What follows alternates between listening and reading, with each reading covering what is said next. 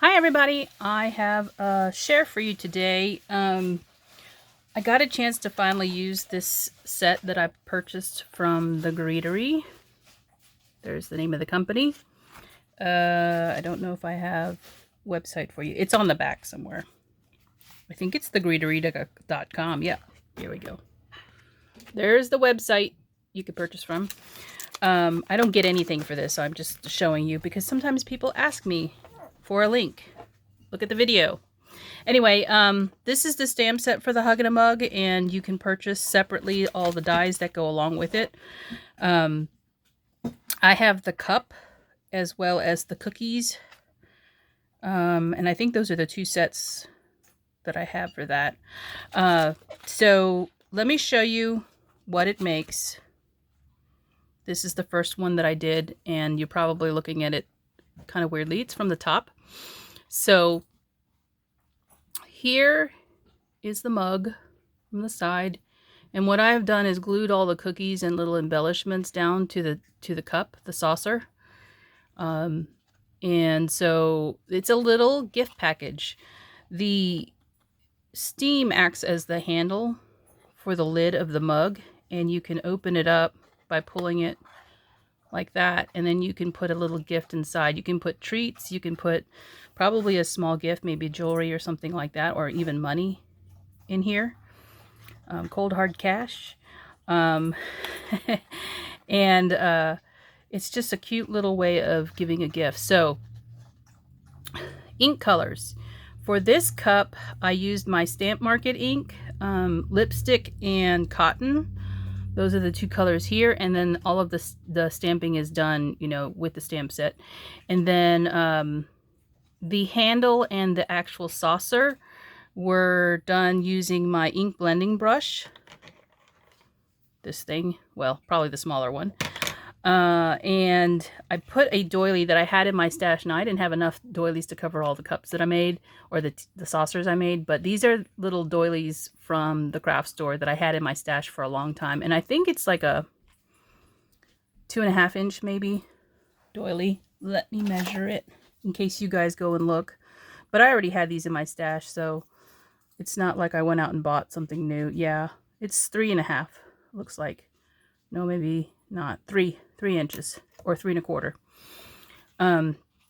So I didn't even, I was thinking, I probably have a die that cuts doilies. I do, but they're probably bigger than this size.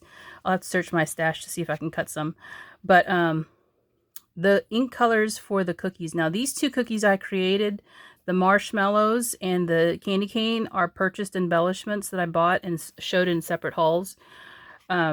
But those are all just purchased, I think, from Etsy shops. The graham cracker die cut is in the cookie set, and I used hazelnut ink from Altenew and my finger dauber to ink the graham cracker. And then the Linzer cookie is I also used some fun foam, craft foam, that I purchased on Amazon. Now this comes in a big pack of different colors. I didn't just get brown, but this is the perfect milk chocolate color. So I didn't even have to color it. So that's how this little chocolate piece is created here. You get that in the die set for the cookies. This one is created using pink fun foam. And I purchased these off Amazon. So here's the pink. It was in the pack too. Amongst all the colors. So I created the pink cookie, and it's sprinkled with diamond dust.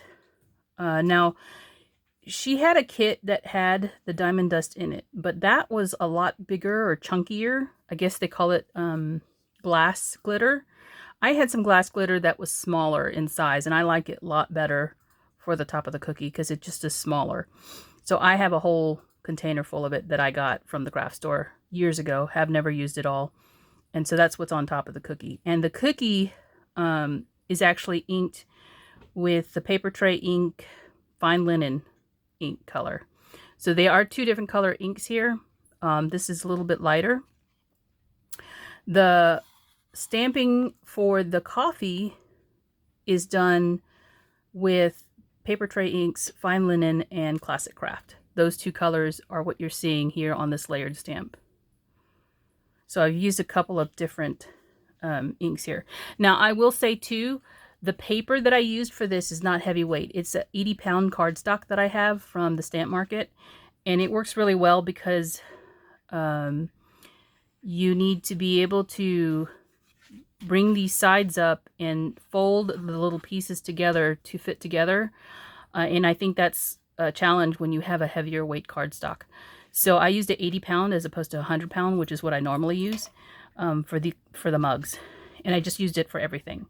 I will also say, instead of using glue, because Betsy has a video on how she puts this together, she used glue for hers. I couldn't get it, my glue, I have the Scotch Quick Dry that I like to use. I couldn't get it to hold faster, so I didn't want to sit there and hold it. I used double-sided sticky tape in a 1/8 inch roll. And let me show you that. I just got this at Tuesday morning. So this is what I use. It's really thin. It works for all of the little pieces or the tabs that are inside the die here, as well as the handle. So I chose to go ahead and glue everything down to the teacup, so the saucer, so that when I deliver this, it's all in place. And I'm going to put this in a box. I will craft a box to put this inside, and I haven't found the right die yet, but I'm going to put this in a box that will allow it to show through, and it'll be a nice little treat. So that's the first mug. I made a bunch of these in blue. So you can see this one's different because it has a different stamp sentiment and a different border around the top. And, excuse me, instead of the scallop top, I used a sort of plaid here. And this color is Aqua Mist. So all of the edge, the handle, and the saucer are done with the Aqua Mist color from Papertrey Ink. This red is Pure Poppy, and the green is Pine Feather down in here. And then I use my Nuvo crystal drop or Nuvo drops to make the little berries. And again, I have the die for the Linzer cookie. Makes this cute little heart shape. And what I did for that was I put the fun foam first in between the sandwich so that it would give it height. If you look at the side, it's red. Here's the red fun foam that was in that pack. And so I die cut that, and then I put it down on the bottom wafer. There was a tan color in the pack of fun foam, so you can see a bunch of circles I cut from that. That is the bottom layer of the cookie. The top layer has the fun foam as well, and then it has a piece of paper that's been inked. So again, I used the Papertrey Ink Fine Linen ink here and sponged that on. The center is filled with crystal drops from Nuvo, and it's the red. Let me see. I don't have everything out because I cleaned my desk up. It is Ruby Slippers. So that's the color that I used inside the Linzer cookie. You can see it's kind of glossy. It's so cute. I didn't put any sugar down, and that's what it was supposed to mimic, any of the diamond glitter here. There's another s'more right here, and then there's another candy cane that I got from online. So you can see, again, this I won't open it, but it opens up and it's all glued down so that you could give that as a gift. Now I did make a couple of more. You can see here. This one probably got a little crushed. Let me see. Oh, cookies. So there's another design of the cookie. It's a little star. And so again, I did the same thing that I've already explained. This one uses the chocolate color foam in the center. I didn't even have to color it. And then I just sprinkled some of the, what do you call it? Glass glitter on the top of this cookie. So it's really cute. So that is my share for today. Hopefully I've answered all the questions. There's a lot of things you can do. Like this one, I put the marshmallows on. I just cut a marshmallow kind of awkwardly and then sanded it down and let them float around on the top of the cup here. These are not glued down yet because, again, I was going to see if I could find my die that cuts the doilies so I could replace the red one, because I think this came from Michaels years ago. Like, I have doilies forever because I never use them. I forget that I have them, but this time I remembered. So you can make these cups for Valentine's Day too if you want, not just for Christmas. Just use a different sentiment on the front of the cup. And you should stamp all your pieces before you assemble it into this, obviously this whole shape here, because it'll be a lot harder for you to stamp if you're trying to do it after it's assembled. So that's it for now. That's my share.